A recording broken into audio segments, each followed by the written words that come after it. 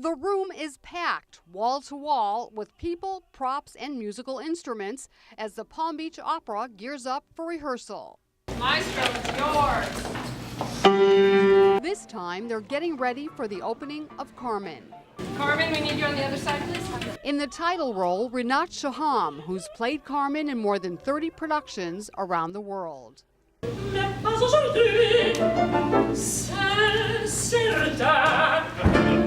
Scott Guzlick, Director of Artistic Operations, does all the casting.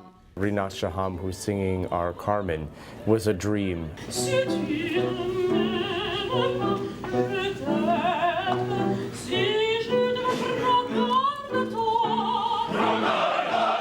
A lot of casting, I travel across the country to hear singers, hear auditions, and then a lot, believe it or not, happens on YouTube. The power of the internet now is great.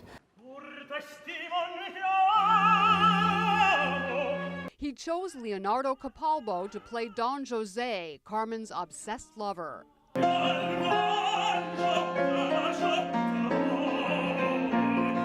José is intoxicated by Carmen, and she really is this drug. She's a powerful, powerful drug, and the effect that she has upon him is obviously huge. Leonardo's performed in many operas before, but this is his first crack at Carmen with its earthy sensuality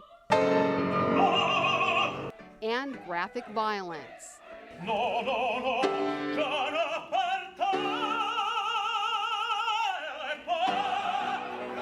I feel all those things. I put myself in those positions. I feel the rage. I feel the desire, the need to do this. Just by playing one of the leads, Leonardo is also cast as a role model to less experienced singers, like members of the Palm Beach Opera's Young Artist program,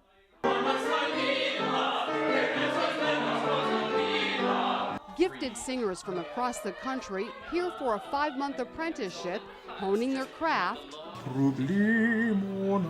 Is that enough? Yeah. Appearing at events like Opera at the Waterfront,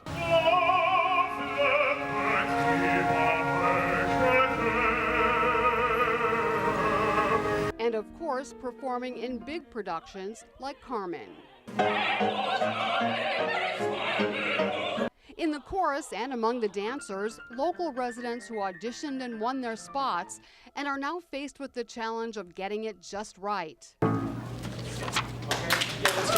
Every detail meticulously ordered for an opera that's set in Spain and sung in French. Je, Y-E, je. Que say je? Je. Quadrille. Quadrille. So give it to me. One, and. One, and. The work can be grueling, but it's also exhilarating. And when it all comes together, it's pure magic. When an audience appreciates you and claps for you and cheers for you, it's a glorious feeling. You feel accepted. You feel, for that small moment in time, people like me. It's a beautiful feeling. This is Sheryl Kahn reporting for WPB TV. When you grow up in a low-income neighborhood, you don't always have a chance to study the arts. Schools have cut back on those classes, and private lessons are pricey. But in Pleasant City, one community center has found a way. 2 solos, a piano and a flute selection. Enjoy! Dress rehearsal for the kids of Faith's Place is a very serious business. They're not professionals, but their instructors expect them to give it their all, whether acting, dancing, singing, or playing an instrument. Most of these young people probably won't go on to performing arts careers, but some may, and if they do, they'll have to keep on working hard, as their violin teacher, 29-year-old professional musician Gareth Johnson, can tell them. Hopefully, what comes out of this is people recognize talent. Johnson is among several musicians who volunteer their time to teach here. The son of 2 doctors, Johnson says that growing up, he never had to borrow instruments or struggle to pay for lessons, things that are out of reach for most of the kids participating in programs at the center. Growing up, I'd pay $200-300 an hour for some lessons like this.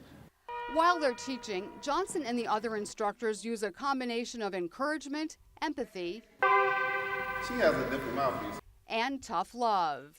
But most of all, they try to inspire their students.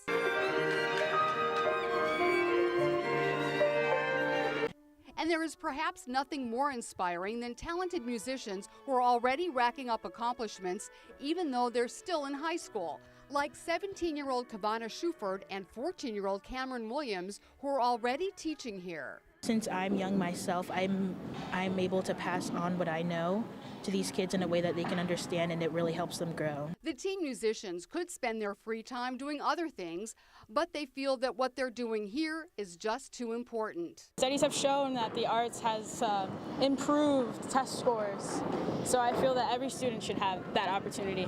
Me being African American as well as a female and a violist is all just things you don't see every single day. So my mom tells me to take everything that I have and make sure I can broadcast it to whoever I can. And their contribution does not go unnoticed. Our students are so blessed to have you here with them. Not because they're brown children, and you know what I mean, but because they're children and they really need this outlet. The fact that you're willingly coming to the hood to do this means a lot, and I believe you're going to be blessed bountifully. And so these performers are learning from each other, growing up together, and most likely never forgetting it.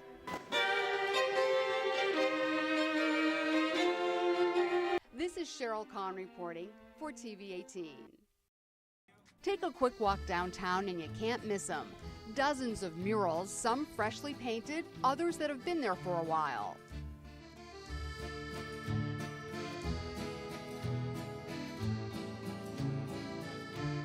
On the walls of office buildings, theaters, shops, and parking lots. They're colorful and whimsical, or dark and mysterious, all open to interpretation. It feels really dramatic. 3 menacing giant figures. I can't get anything more out of it. Some of the newer ones were created specifically for the Canvas Outdoor Museum Show, a 2-week event that featured the work of artists from around the world. London and Amsterdam-based Dean Coleman, who goes by his middle name, Zeus, is one of them. I like to kind of come to a place and see the wall and have a feeling for the surroundings. You know, this picture changed about 3 times since I've been here. The beautiful mermaid he created on this wall is a far cry from the street art that had him jumping fences and running from the cops as a kid back in England. About 3 or 4 in the morning, you'd sneak out and paint for a few hours, and then, you'd have to be a hell of a lot quicker. Unlike museum or gallery settings, where art lovers may linger for hours, murals like his mermaid are meant to be viewed by people passing by as they go about their business. Artists like Zeus have to have thick skin to keep from being hurt when the murals they worked so hard on are blocked from view or even painted over. I think anything, you do outside on a wall is ephemeral. It's not there to last. If it lasts and people like it, great. If somebody comes here tomorrow and paints something else over it, fantastic. And it probably will be switched out at some point. This black and white mural of 70s rock stars used to be right here, but it was replaced by this, which is pretty much its polar opposite. Not everyone will agree with the choices, but some say it's better that way, as long as murals like these cause people to slow down, even for a split second, and take a look. This is Sheryl Kahn reporting for WPB TV.